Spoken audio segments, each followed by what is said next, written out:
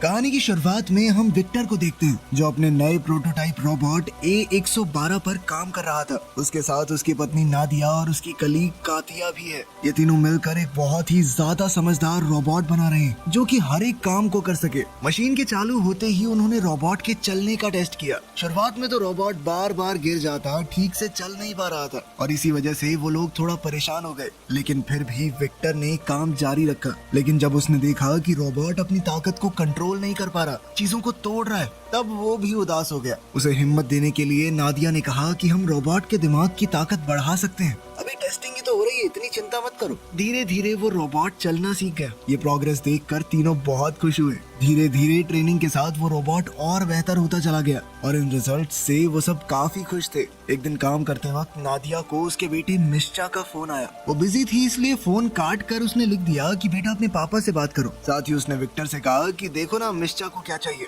जब विक्टर ने अपने बेटे को फोन किया तो वो कहने लगा कि पापा मुझे स्कूल से ले जाओ, मेरा मन नहीं लगता यहाँ पे और ये मैथ्स वैथ्स तो छोड़ ही रहा हूँ मैं। विक्टर ने उसे डांटते हुए कहा कि बहाने बनाना बंद कर और पढ़ाई पे ध्यान दे, समझा? तो रैप्टो में सीधा कर दूंगा तुझे। ये सुनकर मिश्चा नाराज हो गया और फोन काट दिया। अभी कुछ शैतान बच्चे वहाँ पर आए और उसका मजाक उड़ाने लगे। गुस्से में मिश्चा क्लास में गया और अपने टीचर से पूछा, मैं आर्टिस्ट बनना चाहता हूँ, उसके लिए मैथ की जरूरत है? इस पर टीचर ने कहा कि हाँ जरूरत है। साथ ही उसने एग्जाम्पल दिया कि लियोनार्डो डिविंची को देख लो, उसने पेंटिंग बनाने से पहले इंजीनियरिंग की थी, बहुत से प्रोटोटाइप मॉडल्स बनाए थे उसने। ये सुनकर मिश्चा और चिढ़ गया। कुछ घंटे बाद टीचर ने सबका होमवर्क इकट्ठा किया। मिश्चा ने किसी भी सवाल का जवाब नहीं लिखा था, सिर्फ पूरे पेज पर ड्राइंग्स बनाई हुई थी। टीचर ने उसकी ड्राइंग की तारीफ की लेकिन कहा कि ये मैथ्स की क्लास है और उसे इस टेस्ट में फेल कर दिया। उधर लैब में विक्टर ने रोबोट का वॉइस टेस्ट किया। उसने देखा कि नादिया और कातिया ने रोबोट के अंदर बच्चों जैसी आवाज वाले मॉडल डाल दिए थे। इस बात से विक्टर को बहुत गुस्सा आया। सबसे बड़ी बात यह थी कि अब उसके पास टाइम भी नहीं था चेंज करने का, क्योंकि उन्हें मीटिंग के लिए देर हो रही थी। मीटिंग में उन्होंने कमेटी को रोबोट के ट्रेनिंग वीडियोस दिखाए। जनरल ने देखा कि रोबोट A112 अपने टारगेट को सही समय पर बचा नहीं पा रहा और थोड़ा धीरे रिएक्ट कर रहा है। उसने कहा कि रोबोट में अभी भी बहुत सुधार की जरूरत है। विक्टर ने समझाने की कोशिश की कि रोबोट ने सारे मिशन पूरे तो किए हैं ना, लेकिन जनरल ने कहा कि वहाँ तुम लड़ते हो या हम, थोड़ा सा डिले भी बहुत सारे लोगों की जान ले सकता है। साथ ही उसने कहा कि रोबोट की आवाज बहुत बेकार है, इसे बढ़िया बनाओ। इस बात से विक्टर को नादिया और कातिया पे बहुत गुस्सा आ रहा था। साथ ही जनरल ने उन्हें कहा कि इसकी ताकत और स्पीड को और ज्यादा बढ़ाओ। उधर मिश्चा घर जा रहा था तब उसकी मुलाकात अपने दोस्त ग्रांट से हुई जो रोड साफ करता है। मिश्चा ने बताया कि टीचर ने उसे प्रिंसिपल के ऑफिस में भेज दिया। ग्रांट ने उसे तसल्ली दी और कहा कि चिंता मत करो, मैं स्कूल जा सकता हूँ तुम्हारे पेरेंट्स की जगह अगर तुम कहो तो। लेकिन मिश्चा ने मना कर दिया और वहाँ से चल दिया। इसके बाद लैब में विक्टर ने A112 से बात की। उसने पूछा कि तुम्हारे टेस्ट रिजल्ट इतने खराब क्यों आए? रोबोट ने कहा कि शायद आज उसका दिन ज्यादा अच्छा नहीं था। इस जवाब से तो विक्टर और गुस्सा हो गया। तब रोबोट ने बात बदलते हुए कहा कि मैं तुम्हारे परिवार की फोटो देख सकता हूँ। दरअसल वो रोबोट परिवार के बारे में और जानना चाहता था। विक्टर ने कहा कि ये सब बेकार बातें हैं, सब पर ध्यान मत दो तुम। लेकिन रोबोट ने पूछा कि क्या आप सब लोग मेरा परिवार हो? जिस पर विक्टर ने मना कर दिया। तुम सिर्फ एक मशीन हो, कोई इंसान नहीं। मशीनों का परिवार नहीं होता और इस वक्त तो तुम मेरा दिमाग खराब कर रहे हो। ये कहकर तीनों साइंटिस्ट लैब से चले गए और A112 अकेला रह गया। घर जाकर विक्टर और नादिया ने मिश्चा को डांटा, वही मैथ्स के होमवर्क में ड्राइंग बनाने के लिए। साथ ही विक्टर कहने लगा कि तुम्हारी तो ड्राइंग भी अच्छी नहीं है, अपने माँ बाप की तरह पढ़ाई करके साइंटिस्ट बनो, समझे? मिश्चा ने गुस्से में आकर कहा कि आप दोनों जैसा तो कभी नहीं बनूंगा मैं। उसके बेटे ने जिस तरह से ये बात कही थी, ये सुनकर विक्टर बहुत उदास हो गया। उधर लैब में A112 अकेला था। उसने डिक्शनरी के अंदर फैमिली वर्ड देखा लेकिन कुछ भी समझ नहीं पाया। फिर उसने सोचा कि ये सब समझने के लिए मुझे एक असली फैमिली ढूंढनी चाहिए। उसने अपने हथियारों का इस्तेमाल करके दरवाजा उड़ा दिया और फिर चुपचाप लैब से निकल गया। वो शहर में छुपते छुपाते घूम रहा था। एक बार को तो वो सड़क पर चलने वाली इन छोटी ट्रेन से टकराने ही वाला था। थोड़ी देर बाद उसने कुछ लोग देखे जो कि दीवार पर कुछ पेंटिंग बना रहे थे। जब उन्होंने रोबोट की आवाज सुनी तो एक लड़का नीचे गिर पड़ा। रोबोट ने तुरंत उसकी मदद की और उसे बचाया। रोबोट ने बच्चे को बचाया ही था लेकिन फिर भी वो लड़का डर कर भाग गया वहाँ से। ये देखकर A112 बहुत उदास हो गया। कुछ मिनटों बाद रोबोट एक कंस्ट्रक्शन साइट पर गया और वर्कर्स से कहा कि आप लोग अपना काम जल्दी जल्दी कर लें क्योंकि उनके शोर से एरिया में परेशानी हो रही है। ये सुनकर वो लोग घबरा गए और भागने लगे। रोबोट ने लैब से ली गई फोटो देखी और सोच में पड़ गया कि उसका परिवार कहाँ है। अगले दिन विक्टर और उसकी टीम लैब में मिले और उन्हें पता चला कि रोबोट भाग गया है। दूसरी तरफ क्लास में टीचर ने स्टूडेंट्स को बताया कि एक रोबोटिक्स का कंपटीशन होने वाला है और सबको उसमें रजिस्टर करना पड़ेगा, ठीक है। ये सुनकर मीशा उठ गया। टीचर ने पूछा कि तुम क्यों नहीं पार्ट लेना चाहते इसमें, जबकि तुम तो खुद को आर्टिस्ट मानते हो। ये सुनकर मीशा को थोड़ी बेइज्जती सी महसूस हुई और वो गुस्से में क्लास से निकल गया। उसी समय रोबोट A112 मीशा के घर के बाहर पहुंचा। उसने अपनी रोबोटिक उंगली से चाबी बनाई और दरवाजा खोल दिया। घर के अंदर आकर वो शीशे के सामने गया और उदास हो गया क्योंकि उसे महसूस हुआ कि वो अभी भी अकेला है। तभी उसने दरवाजा खोलने की आवाज सुनी और अचानक से छुप गया। मीशा घर आया, अपने बैग को फर्श पर फेंका और बाथरूम में चला गया। हाथ धोने के बाद उसने रोबोट को देखा जो कि उसे तौलिया दे रहा था। दरअसल वो भी छुपने के लिए बाथरूम में ही आया था। मीशा अचानक डर गया और चौंकने की वजह से सिंक से टकरा गया। रोबोट ने उसकी मदद करने की कोशिश की और कहा कि मैं तुम्हारा ट्रीटमेंट करूंगा। मीशा भागते हुए अपने कमरे में गया और बेड पे चढ़ गया। रोबोट ने कहा कि मैं तुम्हें चोट नहीं पहुंचाऊंगा, मैं तो बस मदद करने आया हूँ। जब उसने देखा कि लड़का ठीक है तो वो शांत हो गया और उसने कहा कि मेरा नाम है A112, एक मल्टी फंक्शनल रेस्क्यू रोबोट। उसने मीशा को सब कुछ बताया कि कैसे वो घर के अंदर घुसा, अपनी उंगली से चाबी बना के, फिर अपने अलग अलग वॉइस मॉडल दिखाए। उसकी अलग अलग आवाजें सुनकर मीशा थोड़ा हंस पड़ा। थोड़ी देर बाद रोबोट कहने लगा कि मैं एक परिवार ढूंढ रहा हूँ, मैं समझना चाहता हूँ कि एक फैमिली क्या होती है। उसने लैब से ली हुई वो फोटो भी दिखाई। मीशा उदास हो गया और कहने लगा कि ये कोई असली परिवार नहीं है। मेरे माँ बाप विक्टर और कातिया सिर्फ अपने बारे में सोचते हैं। रोबोट ने कहा कि मुझे भी आजकल वैसा ही लग रहा है क्योंकि मैं इतना नाकारा हूँ, अपने बनाने वाले को भी खुश नहीं कर पा रहा। ये सुनकर मीशा ने रोबोट को हौसला दिया कि ऐसा कुछ नहीं है, मुझे तो खुश कर दिया ना तुमने। चलो आज से हम दोस्त हैं और तुम्हें मैं रॉबी कहकर बुलाऊंगा। अपना अलग सा नाम सुनकर रोबोट बहुत खुश हो गया। उधर लैब में जनरल ओलेग ने साइंटिस्टों से मीटिंग की और गुस्सा होकर कहा कि A112 भाग गया है, वो जल्द ही सबके लिए खतरा बन सकता है,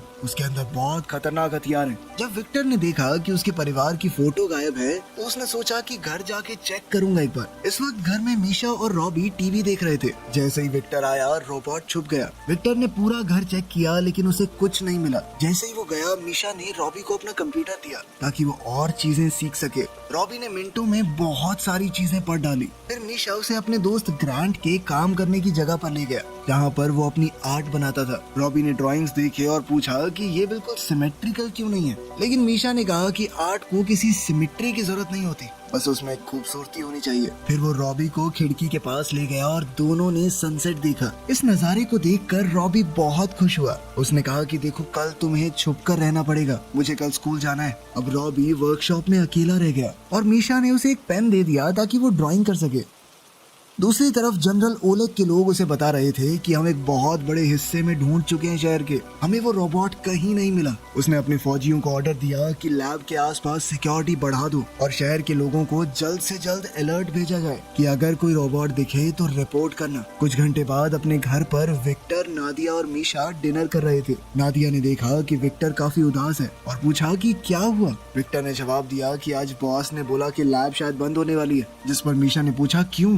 विक्टर ने बताया कि हमारा एक रोबोट है A112, वो गायब हो गया है। अगर जल्द से जल्द उसे पकड़कर खत्म नहीं किया गया तो सबकी नौकरी चली जाएगी। ये सुनकर मीशा एकदम चुप हो गया। अगले दिन स्कूल में क्लास का एक लड़का एंटोन अपने रिमोट कंट्रोल रोबोट को चलाकर टीचर को परेशान कर रहा था। जब टीचर गुस्सा हुई तो उसने रिमोट मीशा की तरफ फेंक दिया और अब टीचर को लग रहा था कि मीशा ने ऐसा किया है, जिसके बाद उसे बिना किसी सवाल जवाब के क्लास से बाहर निकाल दिया गया। थोड़ी देर बाद स्पोर्ट्स क्लास में मीशा एंटोन के पास गया। एंटोन फिर से उसकी बेइज्जती करने लगा, लेकिन अब मीशा की बस हो चुकी थी। उसने एंटोन को पकड़कर नीचे गिरा लिया। मेरा नाम क्यों लगाया बे तूने, हाँ बता। तभी जिम टीचर दौड़ कर आया और दोनों को अलग किया। मीशा गुस्से में क्लास से निकल गया और सीधा वर्कशॉप पहुंचा। वहाँ उसने देखा कि रॉबी और ग्रांट तो पत्ती खेल रहे हैं और दोनों अब अच्छे दोस्त बन चुके थे। मीशा के चेहरे पर परेशानी देखकर रोबोट ने पूछा क्या हुआ। मीशा ने बताया कि तुम्हारे पीछे बहुत ज्यादा फौज पड़ी है, ऑर्डर ये है कि तुम्हें ढूंढकर किसी भी तरह से खत्म कर दिया जाए।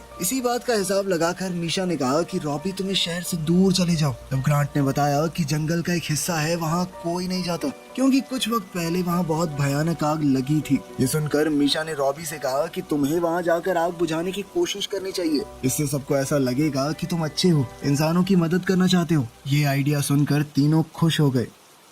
तभी कुछ पुलिस वालों ने वर्कशॉप का दरवाजा खटखटाया और कहा कि तुरंत दरवाजा खोलो। ग्रांट ने जानबूझकर थोड़ा समय निकालने के लिए कहा कि मैं अभी थोड़ा बिजी हूँ। जल्दी ही मीशा और रॉबी टेरेस पर भाग गए। बचने के लिए रॉबी ने मीशा को अपनी पीठ पर बैठाया और अपने जेट की मदद से दोनों बिल्डिंग्स के ऊपर से उड़ गया। पुलिस ने हेडक्वार्टर्स को एक रिपोर्ट भेजी कि A112 एक इंसान को अगवा करके लेके गया उनकी आंखों के सामने। हम उसका पीछा कर रहे हैं, जल्द ही सटीक लोकेशन का पता भी लगा लेंगे। इस सब के दौरान मीशा का फोन नीचे गिर गया। जब उन्होंने देखा कि पुलिस उन्हें घेरने वाली है तो रॉबी ने एक बड़ी जंप लगाई और वो दोनों पुलिस से बचकर निकल गए। न्यूज में A112 के भागने की खबर आ गई। ग्रांट का इंटरव्यू लिया गया और जर्नलिस्ट को ऐसा लग रहा था कि वो रोबोट का एक कैदी था जैसे पुलिस ने उस रोबोट के चंगुल से छुड़ाया है, इसीलिए पुलिस वालों ने भी उसे गिरफ्तार नहीं किया। दूसरी ओर रॉबी और मीशा एक कंस्ट्रक्शन बिल्डिंग के बीच में बातचीत कर रहे हैं। मीशा ने कहा कि मुझे बहुत गुस्सा आ रहा है, ये सब लोग फालतू में तुम्हारे बारे में अजीबोगरीब बातें फैला रहे हैं, पूरे मीडिया में तुम्हारी इमेज खराब कर रहे हैं। रॉबी ने कहा कि कम्युनिकेशन में दिक्कत की वजह से उसके टेस्ट्स में कुछ प्रॉब्लम आई, शायद उसके अंदर कोई प्रॉब्लम है। मीशा ने उसे कहा कि तुम ज्यादा मत सोचो, तुम बहुत मेहनती और अच्छे रोबोट हो। ये बातें सुनकर रॉबी बहुत खुश हो गया। उसने मीशा को थर्मल ब्लैंकेट दिया और दोनों ने मिलकर एक मूवी देखी। कुछ मिनटों बाद मीशा को याद आया कि आज पहली रात है जब उसे अपनी माँ से एक गुड नाइट सुनने को नहीं मिलेगा। रॉबी ने कहा कि अगर तुम चाहो तो मैं तुम्हें घर पर ले जा सकता हूँ। मीशा ने इसके लिए मना कर दिया और कहा कि अगर ऐसा हुआ तो लोग तुम्हें खत्म कर देंगे, तुम्हें पकड़ते ही वो लोग अलग अलग हिस्सों में तोड़ देंगे। रॉबी को ये सुनकर बहुत अच्छा लगा कि मीशा को उसकी चिंता है। अगली सुबह वो दोनों वर्कर्स की आवाज से उठे जो कंस्ट्रक्शन साइट में काम कर रहे थे। मीशा ने कहा कि हमें कुछ ऐसा करना होगा कि कोई हमें पहचान न पाए। उन्हें अपना हुलिया थोड़ा बदलना पड़ेगा, साथ ही पास के जंगल में लगी हुई आग को वो बुझा सकते हैं ताकि पुलिस और जनता को यकीन हो जाए कि रॉबी एक अच्छा रोबोट है। इस तरह से उसकी इमेज थोड़ी बदल जाएगी, फिर शायद उसे मारा न जाए। उधर घर पर विक्टर और नादिया के पास कातिया आई और बताया कि लैब बंद हो गई है, जिसके बाद विक्टर पुलिस से पूछने चला गया कि रोबोट और उसके बेटे का कुछ पता चला। उधर रॉबी और मीशा सिटी सर्कस पहुंच गए थे। वहां काम करने वाले लोगों से बात करके उन्होंने जोकर के कपड़े पहने ताकि रॉबी को एकदम से देखकर कोई पहचान न पाए। कुछ मिनटों बाद मीशा ने रॉबी से कहा कि तुम अपना भेष बदल के रखना, ठीक है? मैं बस जल्दी से टिकट लेके आता हूँ। तभी एंटोन और ओलिया जो कि मीशा की क्लास में पढ़ते थे वहाँ आ गए। वो दोनों मीशा को देखकर हैरान रह गए और पूछा कि तुम्हारे तो गायब होने की खबर चल रही थी। जिसके बाद मीशा ने रॉबी को बुलाया, साथ ही उसने उन्हें बताया कि रॉबी कोई बुरा रोबोट नहीं है, बहुत अच्छा है। वो बिना बात उसके बारे में बुरी बातें फैलाई जा रही है। जोकर की कॉस्ट्यूम में रॉबी को देखकर बच्चे थोड़ा डर गए, लेकिन मीशा ने समझाया कि रॉबी उसका दोस्त है, वो यहाँ से भाग रहे हैं ताकि वो रॉबी को एक सुरक्षित जगह पर पहुँचा सके। उधर विक्टर ने जनरल से बातचीत करने की कोशिश की कि सर आप मेरी लैब को बंद मत कीजिए, लेकिन जनरल ने कहा कि मैं फैसला कर चुका हूँ और वो रोबोट भी जहाँ मुझे मिलेगा उसे वहीं खत्म कर दूंगा मैं।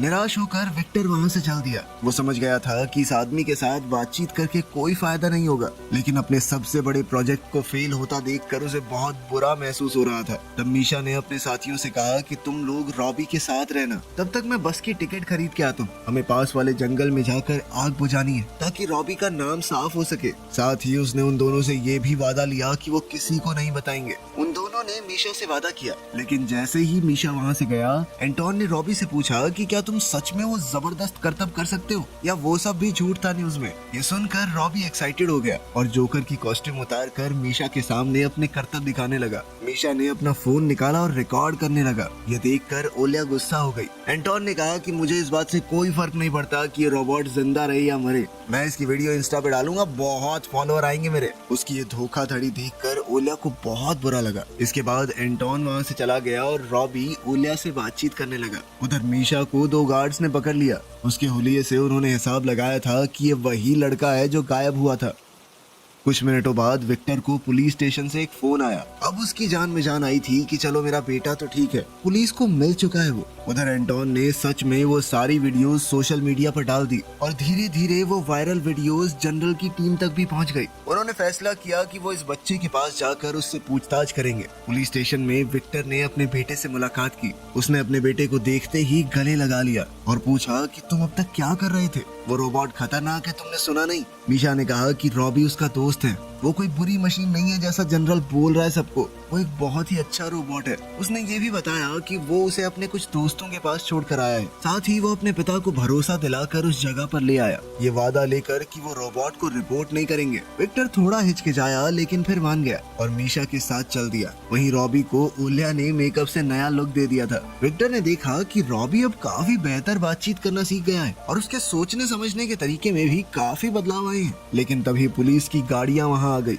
मीशा समझ गया था कि अब तो बहुत दिक्कत होने वाली है। वो तीनों जल्दी से कार्गो शिप के गोदाम की तरफ भागे, लेकिन सिपाहियों ने उन्हें घेर लिया। ओलेग ने ऑर्डर दिया कि जल्दी से बच्चों को लेकर साइड हो जाओ ताकि हम इस रोबोट के ऊपर अपने इलेक्ट्रोमैग्नेटिक हथियार से हमला कर सके, जिससे रॉबी खत्म हो जाएगा। जब विक्टर नहीं माना तो ओलेग ने फैसला किया कि अब तो जबरदस्ती करनी होगी। सिपाही धीरे धीरे आगे बढ़ने लगे। तभी क्रेन से एक कंटेनर की तार टूट गई। वो कंटेनर जनरल के बहुत पास गिरने वाला था। जनरल उसे मारना चाहता था, लेकिन फिर भी रॉबी ने बिना सोचे कंटेनर पकड़ लिया ताकि किसी और को चोट ना लगे। कुछ देर बाद कंटेनर के वजन से रॉबी का शरीर टूटना शुरू हो गया। उसका हार्डवेयर इतने वजन को नहीं उठा सकता था। उसने सभी लोगों को वहाँ से थोड़ा दूर जाने को कहा। मीशा बहुत दुखी होकर अपने दोस्त के लिए चिल्लाया। कुछ देर बाद कंटेनर रॉबी के ऊपर गिर ही गया और वो पूरी तरह से चकनाचूर हो गया। ये सब देखकर ओलेग हैरान रह गया कि मैं इस रोबोट को मारना चाहता था, लेकिन फिर भी इसने मुझे बचाया। थोड़ी देर बाद उस कंटेनर को हटाया गया रॉबी के ऊपर से। मीशा उदास होकर रॉबी को अलविदा कहने लगा। विक्टर ने अपने बेटे को शांत करने की कोशिश की, पर तभी मीशा ने सुना कि रॉबी रीएक्टिवेट हो रहा था। सब खुश हो गए कि रॉबी कुछ हद तक अभी भी ठीक है। उन सब ने रॉबी की मदद की और वहाँ से चले गए। कुछ वक्त बाद मीशा ने अपने इस एडवेंचर की ड्राइंग्स रॉबी और ओलिया को दिखाई। सबको ही वो बहुत पसंद आई। आखिरकार सब लोग डिनर के लिए इकट्ठा हो गए और रॉबी ने नादिया का फोन मांगा ताकि वो भी अपने इस परिवार के साथ फोटो ले सके। वीडियो पसंद आई तो लाइक कर देना, चैनल को सब्सक्राइब कर लेना। मिलते हैं अगली वीडियो में।